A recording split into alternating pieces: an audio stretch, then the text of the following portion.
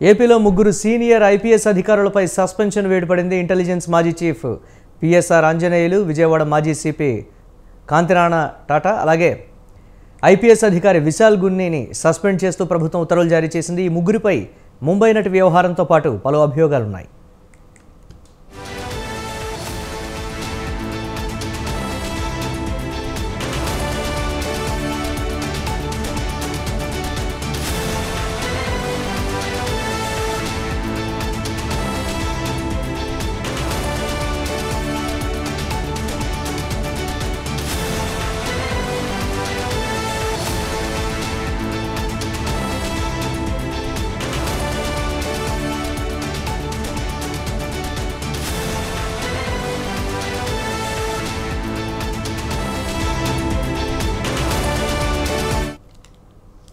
Break news చూస్తున్నాం. ఏపీలో ముగ్గురు సీనియర్ ఐపీఎస్ అధికారులపై సస్పెన్షన్ వేడిపడింది.